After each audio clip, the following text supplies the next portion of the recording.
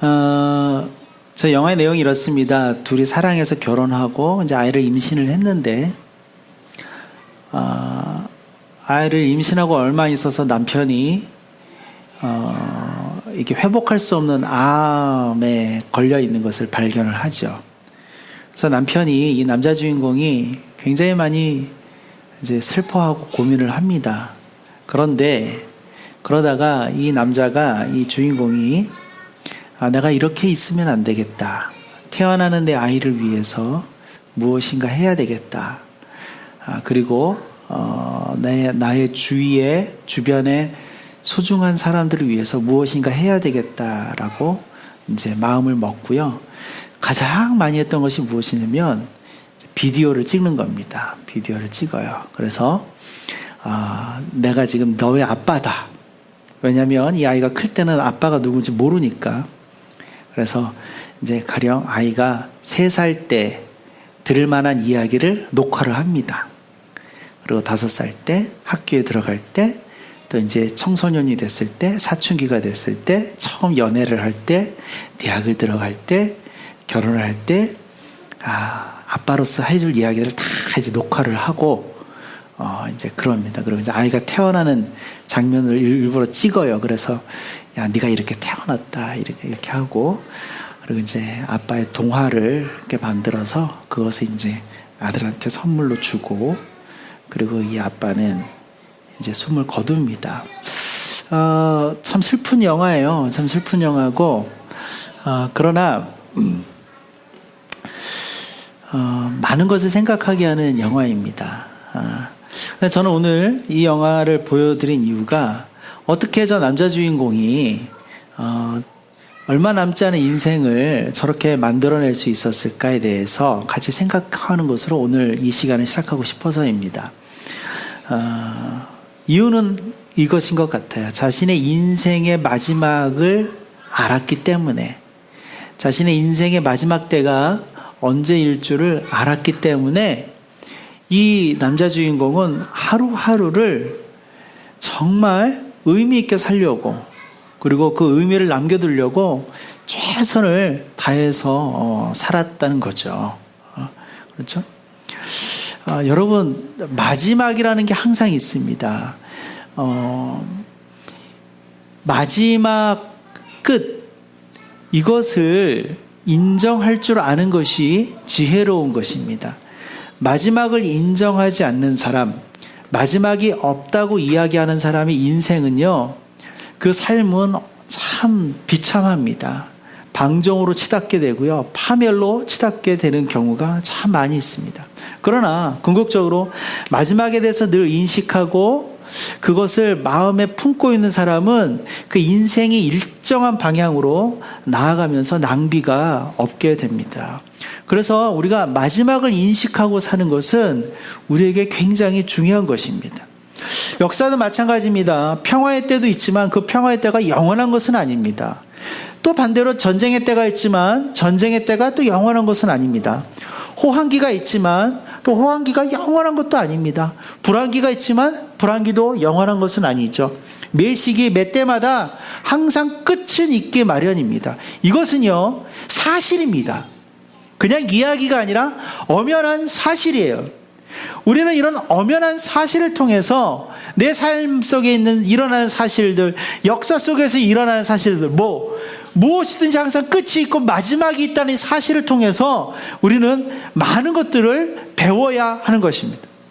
그런데요, 애석하게도 지금 이 시대는 모든 것의 끝과 마지막이 있다는 것을 말하려고 하지 않는 시대가 되어버렸어요. 그냥 지금을 즐기라라고 이야기합니다. 그래서 앞날을 내다보고 마지막에 대해서 생각하고 사유하는 시간을 다 뺏어버리고 지금 이 시간에 집중하여서 그저 지금 이 시간을 끊임없이 즐겨라, 돌아오지 않을 이 지금 이 시간을 즐겨라에만 집중하게 만들어버립니다. TV와 그 모든 것들, 우리가 자꾸 내일을 생각하지 못하게 하고 미래를, 그리고 나아가서 인생의 마지막이, 이 세상의 마지막이 무엇인가에 대해서 생각하지 못하게 만들어 버려요. 그래서 세상 사람들이 말하는 미래는요, 지금 이상한 미래가 되었어요. 무조건 장밋빛 미래입니다. 무조건 희망이 있는 미래입니다. 무조건 발전하게만 되어 있는 미래입니다. 그러나 여러분, 지난 역사들을 돌아보십시오. 그 과거에 인류가 꿈꿨던 미래가 항상 장밋빛이었다고 그렇게 장밋빛으로 왔습니까? 항상 좋은 일과 낭만적인 일들만 왔습니까? 그렇지 않은 경우들이 훨씬 더 많았다는 것을 우리는 알아야 됩니다. 지금 이 시대 미래를 생각하지 못하고 인생의 마지막, 역사의 마지막을 생각하지 못하게 함으로써 뭐예요? 제대로 앞날을 준비하지 못하게 하는 것이 지금 이 시대의 이야기들입니다. 그 결과 사람들은 어떻게 점점 더 죄와 방종으로 빠져 들어가는 것이죠. 왜요? 내 인생의 이 역사의 끝을 생각하지 않기 때문에 두려운 것이 없습니다. 무서운 것이 없어요. 그냥 내키는 대로, 생각나는 대로, 감정이 일어나는 대로 살아도 아무런 거리낌이 없는 것이에요. 점점 더 죄와 방종에 빠져 들어갑니다. 세상은 온통 낙관적인 이야기로 되어 있어요. 그래서 이제는 어떻게 됩니까? 너무나 낙관적이고 낭만적인 이야기만, 미래는 항상 좋을 것이다라는 이야기만 하다 보니까 인류 역사, 우리 조상 대대로 내려오던 아름다운 가치와 도덕도 이것 때문에 그냥 바꾸어 버리는 거예요. 그 개념을 바꾸어 버리는 것입니다. 성적 쾌락을 위해서 자유와 사랑에 대한 개념을 그릇된 개념으로 바꾸어 버렸습니다. 그 결과 어떻게 됐습니까? 결혼 제도가 거의 붕괴되었습니다. 가정이 거의 파탄났습니다. 동성연애가 이제는 아주 지극히 자연스럽고 합리적인 것으로 여겨지면서 우리 사회에 어마어마한 혼란이 일어나고 있습니다. 이러한 것들은 사회 모든 분야, 세상 모든 곳곳에서 너무나도 쉽게 찾아볼 수 있는 일들이 되어버려요. 여러분, 이런 일들의 끝이 무엇인지 아십니까? 결국은 하나님에 대해서 인식하지 못하게 된다는 것이죠. 역사를 창조하시고 이 세상을 창조하시고 우리의 인생을 창조하신 창조주 하나님을 인식하지 못하게 함으로써 하나님을 거역하게 만들어 버린다는 거죠. 이런 시도는요, 지난 수천 년 동안 인류 역사 속에서 계속되어서 자행되고 진행되어져 왔습니다. 이제는 더 이상 사람들이 하나님을 조금 더 두려워하지 않습니다. 하나님을 조금 더 어렵게 생각하지 않습니다. 하나님을 조금 더 인식하지 않습니다. 그러나 더 가슴 아픈 것은 이것이 교회 밖의 사람들에게만 일어나는 일들이 아니라 교회 안에 있는 사람들에게서도 동일하게 일어나고 있다는 것이죠. 그것도 매우 광범위하게 일어나고 있다는 것이죠.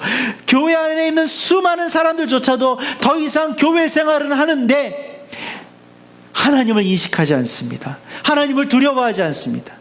대신 나 자신에게, 사람에게만 집중하는 일들을 합니다. 그래서 사람들이 하나님을 어떻게 만들었는지 아주 우스꽝스러운 존재로 바꾸어 버렸습니다. 하나님은 그저 모든 일에 웃어주고 참아주고 인내해주는 그런 이상한 하나님으로 만들어 놓았어요. 내가 어떤 실수를 하고 어떤 잘못을 하고 일부러 어떤 죄를 저지른다 할지라도 하나님은 결국은 용납해 주실 거야. 하나님은 결국은 용서해 주실 거야. 하나님은 결국은 그냥 넘어가 주실 거야. 항상 하나님은 스마일이야. 이상한 하나님으로 만들어 버렸어요. 이것은요, 성경적인 생각이 아닙니다. 아주 인간적인 생각입니다. 더 나아가서 그것은 거짓말입니다. 지금 많은 교회들이, 많은 교회 사람들이 하나님이 하는 사람을 즐겁게 하기 위해서 이런 거짓말들을 서슴없이 쏟아내고 있습니다. 당신은 결국 성공할 것입니다. 당신은 결국 부자가 될 것입니다. 당신은 결국 출세할 것입니다. 당신은 결국 누구보다도 뛰어난 존재가 될 것입니다 라고 서로 이야기해주고 축복해줍니다. 그러나 그것은 축복이 아닙니다. 이렇게 가르치고 이렇게 하는 이야기를 들으려고 수많은 사람들이 교회로 몰려 들어왔습니다. 그러나 여러분, 그 결과가 무엇인지 아세요? 이젠 사람들이 더 이상 하나님을 사랑하지 않습니다. 이제는 더 이상 사람들이 하나님을 인식하지도 않습니다. 그리고 오직 자신만을 생각하고 자신만에게 집중하고 자신만을 사랑하는 아주 극단적인 희한한 사랑의 모습을 갖게 되었습니다. 그래서요, 그 사람의 허물이나 실수나 잘못에 대해서 꾸짖는, 책망하는 것은 오히려 비난받습니다. 사랑이 없기 때문에 나를 책망하는 거예요. 사랑이 없기 때문에 나를 꾸짖는 거예요. 희한한 논리가 성립되었습니다. 그래서 이제는 학교에서 선생님들이, 교회에서 목사님들이, 어떠한 권위자들도 누군가 잘못을 하고 누군가 실수를 했을 때 당신이 그 자리에서 돌이켜야 합니다라고 책망하고 꾸짖는 일들을 쉽게 하지 못하는 세상의 분위기가 되었어요. 사람들은 마치 꾸짖는 것, 책망하는 것은 기독교적이 아니라고 이야기합니다. 그래서 교회 안에서도요, 수많은 사람들이 서로에 대해서 이야기하지 않습니다. 그저 사랑한다는 이야기, 스마트하고 나이스하고 핸섬한 이야기들만 쏟아냅니다. 그것은 사랑하는 것이 아닙니다.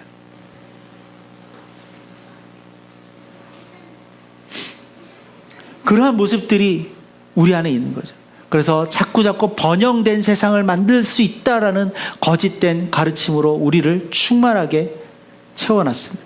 그러나 성경은 그렇게 이야기하지 않습니다. 성경은요, 분명히 주님의 말씀을 따르고 행하지 않는 사람은 사랑하지 않는다라고 이야기하고 있습니다. 여러분, 이 요한일서 2장 3절 4절 말씀을 기억하십시오. 사랑은 무엇인가? 하나님의, 주님의 말씀을 사랑하고, 주님을 사랑하고 그 말씀을 따르는 것이 사랑이다라고 이야기하는 것이죠. 지금 우리가 갖고 있는 사랑은 이상한 사랑이고 거짓된 사랑입니다. 그 사랑은 우리를 파멸로 몰아넣는 사랑이 되고 말 것입니다.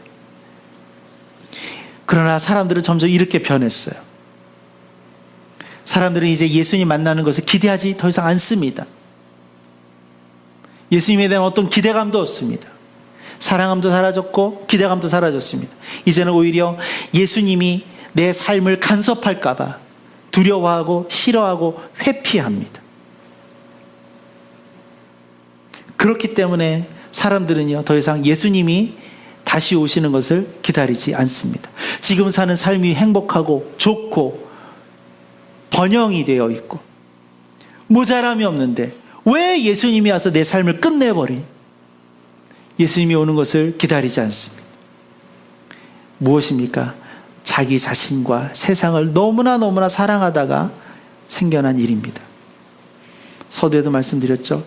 마지막에 대해서, 끝에 대해서 염두에 두지 않는 인생, 그것을 생각하고 깊이 인식하고 자각하지 않고 있는 인생과 역사는 결국 패망에 이르게 된다는 것.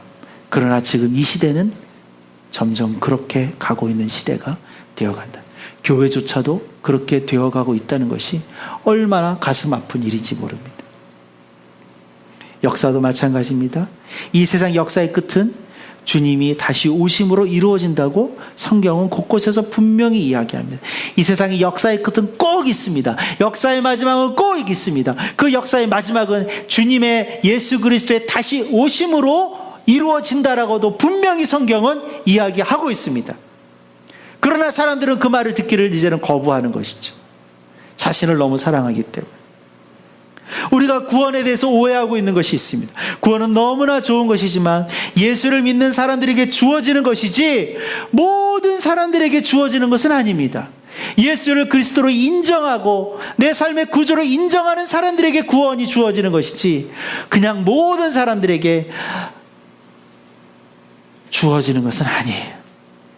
그러므로 우리가 구원에 대해서 다시 한번 생각해야 될 것은 구원인과 동시에 그 반대편에는 심판이 분명히 있다는 것을 기억해야 합니다. 구원과 심판은 동시에 임하는 것입니다. 동전은 항상 양면입니다. 우리에게 좋은 일이 있으면 나쁜 일도 항상 있는 것입니다. 우리에게 즐거운 일이 있으면 슬픈 일도 항상 있는 것입니다. 건강할 때가 있으면 건강하지 않을 때도 있는 것입니다. 젊을 때가 있으면 늙을 때도 있는 것입니다. 이것이 어찌 둘이 따로따로 떨어져서 우리가 생각할 수 있겠습니까? 구원이 있으면 심판이 있는 것입니다. 이것은 분리될 수 있지 않습니다. 구원과 심판이 동시에 임한다는 것을 여러분 분명히 명심하시기를 바랍니다. 끝까지 주님을 믿고 사랑하고 그 말씀대로 따르는 자에게 구원이 주어지지만 그렇지 않는 자에겐 구원이 임하지 않는다는 것을 분명히, 그리고 그런 자들에겐 심판이 임한다는 것을 분명히 우리가 명심해야 하는 것입니다.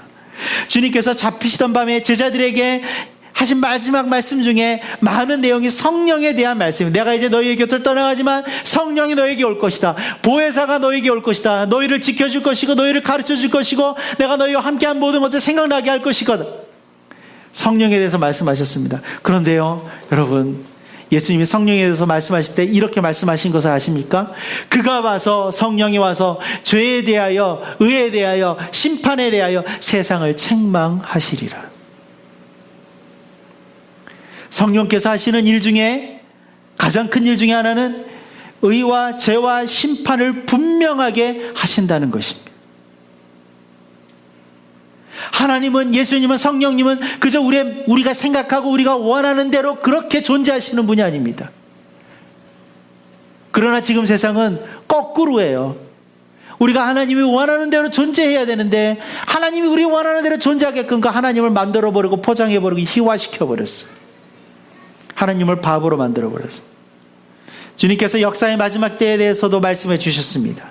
주님은 그때가 언제인지 나도 모르지만, 천사들도 모르지만 아버지 하나님은 아신다. 그러나 내가 아는 것은 그때 어떤 일들이 일어날 것이고 그 일이 일어날 때가 바로 이 세상의 마지막 때가 가까운 징조임은 분명하다라고 우리에게 말씀하셨습니다. 그러면서 그때에 어떤 일들이 일어날 것인가에 대해서 우리에게 말씀하셨어요. 마태복음 24장 36절 39절 우리 이 말씀 한번 같이 읽어보도록 하겠습니다. 그러나 그날과 그때는 아무도 모르나니 하늘의 천사들도 아들도 모르고 오직 아버지만 아시느니라. 노아의 때와 같이 인자의 일함도 그러하리라.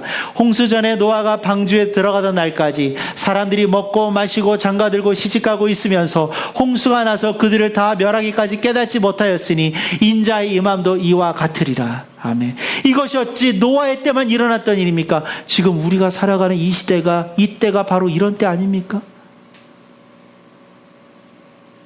내일이 무엇인지 모르고 이 세상의 마지막이 무엇인지 전혀 인식하고 자각하지 못하면서 오늘 먹고 즐기며 마시며 누리자. 그것이 지금 이 세상의 외침이고 그것이 모든 사람들로 하여금 환영받는, 그렇게 살아가게끔 만드는 일들 아니겠습니까? 이 세상의 마지막 때는 분명히 노아의 홍수의 때와 같을 것입니다. 그래서 제 얘기가 아니라 예수님의 이야기고 성경에 쓰여있는 이야기입니다. 사람들이 먹고 마시고 즐기는데 너무 바빠서 역사의 마지막 때가 다가오고 있음을 전혀 인식하지 못하게 됩니다. 이미 그렇게 되고 있습니다. 누가 이런 일을 꾸몄을까요? 우리의 원수마귀 사단입니다. 한 사람이라도 구원받지 못하게 위해서, 한 사람이라도 하나님의 자녀 되는 것을 막기 위하여서 이런 일들을 수천 년 동안 인류 역사 내내 꾸며왔던 것입니다. 사도 바울은 자신의 제자이자 자신의 영적인 아들인 디모데에게 이렇게 이야기하고 있습니다. 디모데후서 3장 1절 5절 말씀도 우리 한번 같이 읽어보도록 하겠습니다.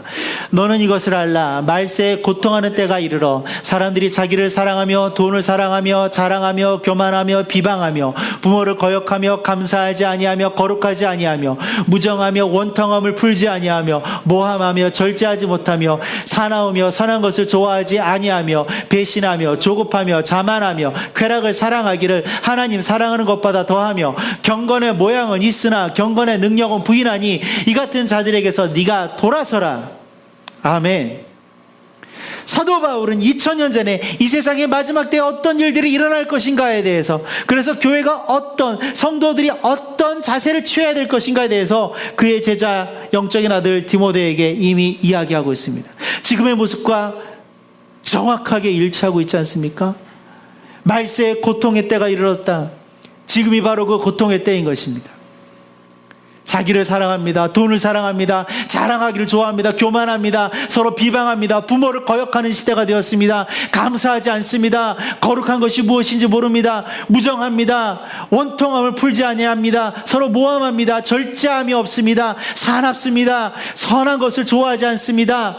서로 배신하는 것을 즐겨합니다. 조급합니다. 자만합니다. 쾌락을 사랑합니다.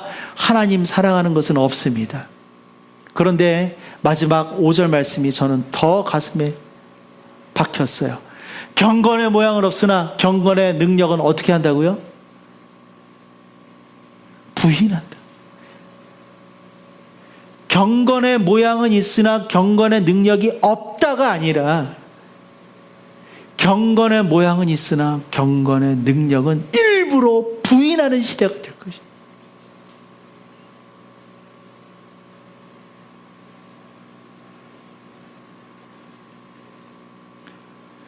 경건한 사람들이 조롱받는 시대가 되었어요. 경건함을 이야기하는 사람들이 조롱받고 핍박당하는 시대가 되었어요. 사회 곳곳에서, 젊은이들 안에서, 대학교 캠퍼스에서 예수를 믿는다고 말하는 것이 조롱거리가 되는 시대가 되었습니다. 신앙대로, 성경대로 살아간다고 말하는 것이 조롱을 받는 시대가 되어버렸어요. 경건의 모양은 찾지만 도리어 경건의 능력은 부인하는 시대가 되었습니다. 지금처럼 경건 그 자체가 부인되는 시대가 언제 있었습니까? 요즘 하나님께서 저에게 자꾸 말씀하셔요. 우리 사회의 모습이, 이 나라의 모습이, 이 교회의 모습이, 많은 사람들의 모습이, 성도들의 모습이 바로 이렇다. 요즘 날마다 말씀하세요. 제가 괴로울 정도로 말씀하세요. 한 가지 더 말씀하시는 것이 있습니다. 그런데 너희가 깨어 있어서 내 앞에 겸손히 엎드려 있지 않으면 너희가 기대하는 그런 미래, 너희가 계획하는 그런 미래 없다. 오히려 전혀 반대의 미래를 맞이할 수도 있다. 엎드려야 된다. 겸손해야 된다. 하나님이 계속해서 말씀하세요. 여러분, 어찌하든 잘 될 거다라는 근거 없는 희망에서 우리가 벗어나야 합니다. 그래도 잘 되겠지.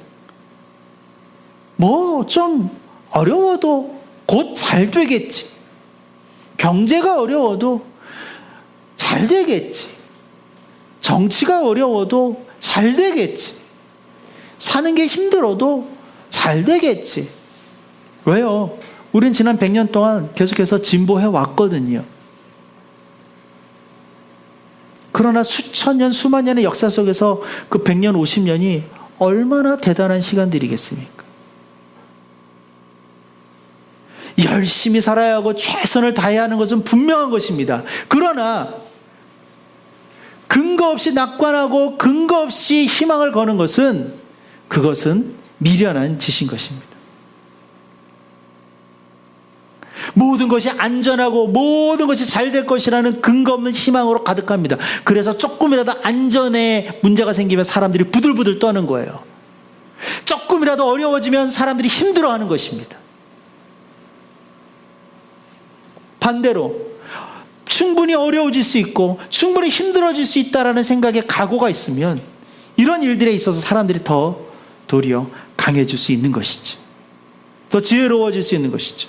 두려워하지 않기 때문입니다. 하나님을 두려워하지 않고 마지막 때를 두려워하지 않기 때문에 이런 일들이 지금 일어나고 있는 것입니다. 두려워하지 않아도 될 한낱 지푸라기와 같은 것들을 두려워하고 그것들을 붙들고자 애쓰는 모습이 지금 우리가 사는 모습입니다. 그 앞에 철저하게 굴복되어 있는 모습이 지금 우리가 사는 모습입니다. 여러분, 근거가 있어야 되는 것입니다. 이런 근거로 판단하고 이런 근거로 사는 것입니다.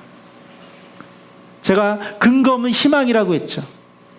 무엇이 근거입니까? 우리의 생각이 근거입니까? 우리의 예측이 근거입니까? 우리의 감정이 근거입니까? 서로 주고받는 대화가, 서로 좋게 나누는 대화가 근거입니까? 아닙니다. 근거는 여호와 하나님의 말씀, 여호와 하나님, 만군의 하나님의 생각이 그 근거가 되어야 되는 것입니다. 우리는 지금 착각하고 살고 있어요. 오직 만군의 여호와 하나님의 말씀과 그 뜻만이 근거가 될 수 있는 것입니다. 성경은 인내하라, 수고하라, 땀 흘려라, 너희의 이름을 없이 하여라, 침묵하여라, 이런 말씀을 하시지. 너희가 남들을 짓밟고 최고가 되어라, 너희가 꼭 경쟁에서 이겨야 될 것이다, 너희가 꼭 부자가 될 것이다, 너희가 가장 우월한 사람들이 될 것이다. 언제 성경이 우리에게 그렇게 이야기했습니까? 거짓말이에요. 거짓된 근거를 가지고, 왜 거짓된 희망을 가지고, 왜 미래를 준비하지 않고, 왜 미래에 대해서 우리가 무방비 상태로 있냔 말이죠. 사단의 거짓말에 놀아나는 말이죠. 한번 우리가 극단적으로 생각해 볼까요? 이것은 아주 그냥 극단적인 예인 것입니다. 만약에 우리나라 경제가 완전히 붕괴가 된다면, 그래서 아메리카노 한 잔 사 먹는 이런 것은 고사하고 하루 밥 세 끼 먹는 것이 불가능해지는 시대가 와버린다면, 그때 우리는 어떻게 살 것입니까? 만약 이 나라에 동일본 대지진과 같은 그런 큰 지진이 일어난다면, 그래서 수천 명이 동시에 죽고 수백 명의 피해자가 생기고 도나 군 그 정도의 지역이 자체가 죽음의 땅이, 하루아침에 한순간에 죽음의 땅이 되어버린다면 우리는 어떻게 할 것입니까? 만약에 우리가 원하는 방법이 아닌 전혀 다른 방법으로 북한에 의해서 통일이 된다면, 그래서 엄청난 압제가 일어나고 통제가 가해지고 특별히 교회와 기독교인들에게 말할 수 없는 핍박이 임한다면 우리는 어떻게 살 것입니까? 누가 지금처럼 SNS에 하고 싶은 말 마음대로 하고 누구를 욕하고 비판하고 비난하고 자기 감정을 마구마구 쏟아내는 일들을 우리가 할 수 있을까요? 예능 프로그램을 보고 웃고 즐기고 그저 하루를 보낼 수 있을까요? 우리가 지금 너무나도 자연스럽게 생각하고 중요하고 생각하는 것들이 하나님 앞에서는 정말 한 풀의 지푸라기도 못하다는 것을 우리가 인식해야 됩니다. 겸손해야 합니다. 물론 이런 일들이 일어날 가능성은 0.000000001%도 안 되죠. 그런 극단적인 얘기죠. 그러나 하나님이 요즘 저에게 분명히 말씀하시는 것은, 이제는 이런 경우도 너희가 생각해야 한다. 그만큼 깨어 있어야 되고 겸손해야 되고 무릎 꿇고 있어야 되고, 앞날에 대해서, 이 세상의 마지막 때에 대해서, 너희들의 인생의 마지막 때에 대해서, 교회의 앞날에 대해서 깨어서 준비하고 기도해야 한다. 중보해야 한다. 말씀하시고,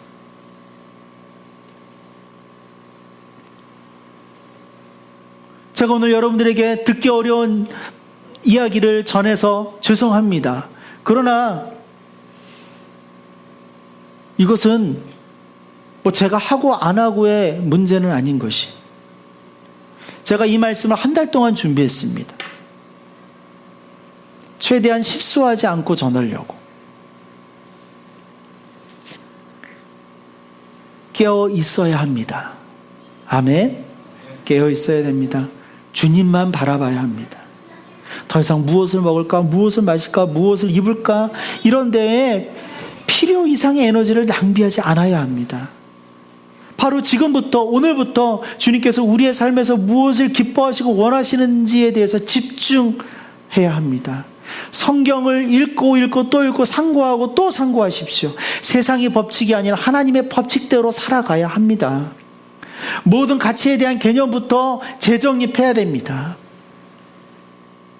삶의 시스템과 생각의 구조를 세상에 맡기지 말고 바꾸어야 합니다. 필요 이상의 소비와 여흥을 줄여야 합니다. 하나님과 함께하는 즐거움을 자꾸 빼앗아 가기 때문이지요. 그래서 더 이상 쓸데없는 일에 희죽희죽거리는 그런 일들을 우리가 이제는 중단해야 합니다. 진짜 기쁨이 무엇인지를 알고 회복해야 합니다. 우리는 거짓된 즐거움과 기쁨, 엔터테인먼트에 그저 한번 웃고 지나가는, 우리의 영혼을 갉아먹는 그런 엔터테인먼트에 너무나도 많이 오염되어 있어요. 그 시간에 주님을 더욱더 사랑하는 일에, 기도와 말씀과 예배하는 일에 집중해야 합니다. 그리고 말씀대로 살아야 합니다. 말씀을 전하고 전도해야 합니다. 한 영혼이라도 더 구해야 합니다. 비방하는 시간에 사랑을 실천하는 것이 더 중요한 것입니다. 그리고 우리의 교회들과 우리의 이 나라와 민족을 위해서 기도하고 중보해야 합니다.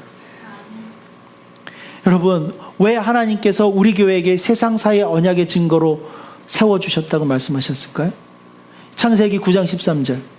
왜 하나님이 하나님과 세상사의 언약의 증거로 무지개를 띄워주셨을까요? 무지개, 영어로 뭐죠? 레인보우입니다. 두 단어가 합해져 있습니다. 비를 의미하는 레인, 보우, 활입니다. 활. 무기, 활. 활 앞에 레인이란 단어가 붙어서 레인보우가 된 것이에요. 많은 사람들이 이것을 인식하지 못합니다. 히브리 단어를 보면 더 명확합니다. 퀘셰트라는 단어를 씁니다. 퀘셰트. 무지개가 아닙니다. 그냥 활입니다. 활. 구약 성경에서 활이라는 단어가 몇 번 사용되었는데 그냥 퀘셰트, 무지개라는 단어가 몇 번 사용되었는데 그것은 그냥 퀘셰트, 즉 활이에요. 활. 무지개라는 단어가 없어요. 즉 우리는 내가 하늘에 무지개를 두었을 때 이 구절을 어떻게 다시 읽을 수 있습니까? 내가 하늘에 활을 두었을 때 라고 읽을 수 있는 것입니다. 무지개는 하나님과 세상 사이의 언약의 증거이죠. 바꿔서 말하면 활도 하나님과 세상 사이의 언약의 증거라는 것입니다. 무지개를 볼 때 우리는 늘 낭만적이고 행복하고 희망적인 것들만 생각합니다. 그러나 무지개는 또 다른 이중적인 의미가 있다는 것을 알아야 합니다. 무지개는 분명히 평화를 상징합니다. 무지개는 분명히 하나님이 우리에게 주신 복된 언약을 상징하는 것입니다. 그러나 우리가 그 언약을 지키고 따르고 존중하지 않을 때는 그것이 무엇이 된다는 것이에요? 활이 된다는 것이에요. 여러분, 평화의 시계에는 그냥 활을 걸어 놓습니다. 성문에 활을 걸어 놓습니다. 집 문 밖에 활을 걸어 놓습니다. 화살이 없는 그 활을 볼 때 사람들은 지금은 평화의 때구나. 그러나 전쟁의 때가 임박하고 전쟁을 치러할 때가 된다면 그 활에 화살을 걸게 되는 것이죠. 지금 우리가 보고 있는 무지개는 분명히 화살이 없는 활입니다. 그러나 하나님은 언제든지 너희들이 내 명령에 순종하고 지키고 언약을 존중하고 따르지 아니한다면 이 활에 무엇이 걸리겠다? 이 무지개에 무엇이 걸리겠다? 화살이 걸릴 것이다. 그것도 말씀하신다는 것입니다. 우리 교회는요, 하나님과 세상 사이의 언약의 증거가 되는 교회입니다. 물론 미래와 희망과 소망 이야기해야죠. 그것이 정말 중요합니다. 그러나 무지개가 활이라는 것도 우리가 이야기해야 되는 것입니다. 사람들로 하여금, 세상으로 하여금 인생의 마지막 때를 준비하게 하고 역사의 마지막 때를 준비하게 하는, 깨어있게 하는 것. 특별히 요즘 진짜 이 시대가 2016년 이 여름 가을이 너무나 혼란스럽지 않습니까? 우리가 지금 하나님 앞에 정말 엎드려 있어야 되고 하나님 앞에 정말 무릎 꿇고 있어야 되고 하나님의 긍휼, 자비를 구해야 할 때입니다.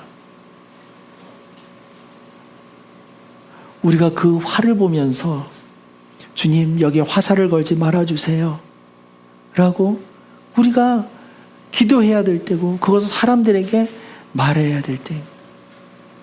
진정한 구원을 받을 수 있도록 이야기하고 외쳐야 됩니다.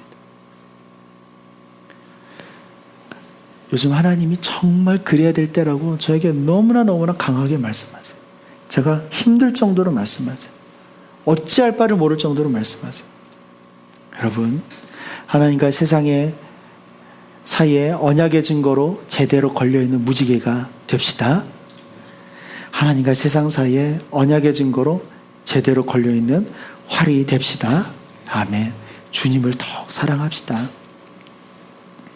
주님을 더욱 사랑합시다. 이것밖에 없어요. 주님 다시 오심을 기다립시다. 사모합시다. 많은 사람들이 주님 다시 오심에 대해서 다시 이야기하지 않습니다. 그것은 정말 미련한 짓입니다. 주님 오십시오.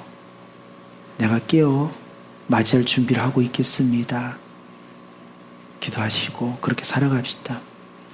하나님의 혹이나 하나님의 진노와 심판이 이 땅과 교회들 위해 쏟아지지 않도록 우리가 먼저 깨어서 기도하고 주님을 바라보는 믿음의 교회, 믿음의 사람들, 하나님과 세상 사이의 언약의 증거가 되는 무지개와 활이 되시기를 주님의 이름으로 축복합니다. 아멘.